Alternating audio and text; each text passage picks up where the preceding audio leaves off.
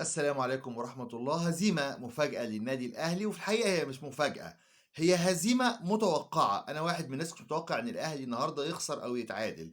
ليه؟ لأن كنت متوقع إن كولر هيعاند، بمعنى إنه هيشرك اللعيبة اللي هو مصمم إن هو يثبت إن هم كويسين، حتى لو كل جمهور النادي الأهلي شايف إن اللعيبة دي وحشة.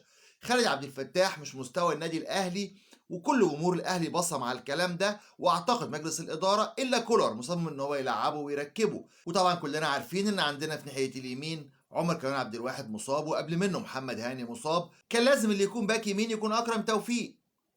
نروح لنص الملعب.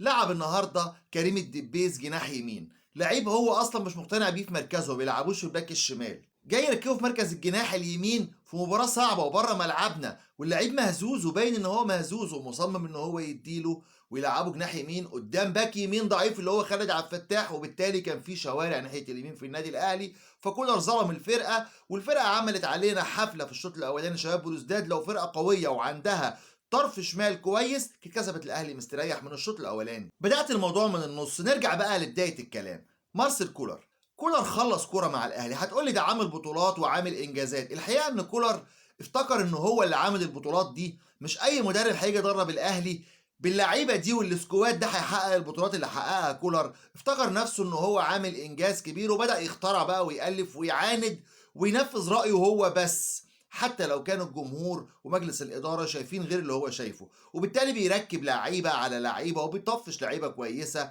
وفضل فرقة زي ما بيقولوا كده. النهاردة كان عندك زخم في الأجنحة في اليمين وفي الشمال. النهارده أنت مش لاقي جناح تلعبه سواء يمين أو شمال. حسين الشحات وحش، مش لاقيين له بديل. ناحية اليمين النهارده بيرسي تاو مش موجود أو وحش، مش لاقيين حد يلعب ناحيه اليمين. كان عندنا 3 اجنحه يمين و3 اجنحه شمال، طيارهم كوره اللي راح قطر واللي راح السعوديه واللي بطلوا كوره، خلص عليهم كلهم. نتيجه النهارده نتيجه طبيعيه للي حصل. حتى محمد الشناوي الاختبار الوحيد اللي جاله وكرة مش قوية، كرة ضعيفة وقعت من ايده ودخلت جون. اي لعبة تانية على الشناوي كانت لعبة عادية حتى مش شوطة. فريق مسالم جدا شباب بلوزداد، كسبناه هنا 6 وكنا ممكن نكسبه هناك على ارضه لو بدأنا بالتشكيل المثالي، بتشكيل على الاقل ماسك نفسه، مش تشكيل مفشكل بالبلدي. وقلتها قبل كده، كولر فشكل الفرقة. الاهلي النهارده لو راح كاس عالم للانديه، لو كمل البطوله الافريقيه بالسكواد اللي موجود ده وما دعمش وما مشيش كمان كولر، الاهلي مش هياخد افريقيا، الاهلي مش هيعمل حاجه كاس عالم للانديه.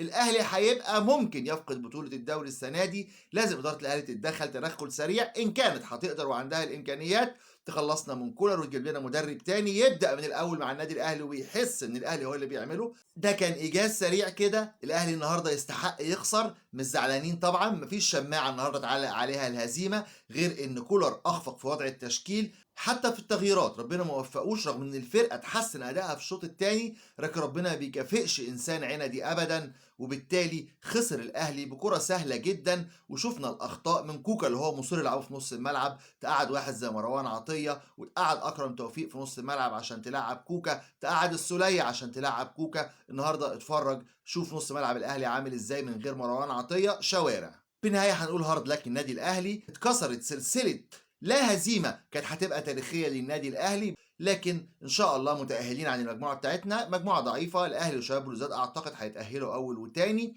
لكن لازم نلحق نفسنا ونتعلم من الاخطاء اللي فاتت دي. ضاع مننا ان احنا نلعب نهائي الانتركونتيننتال او كاس العالم للانديه، لازم نلحق نفسنا في الفتره اللي جايه دي. تحياتي لكل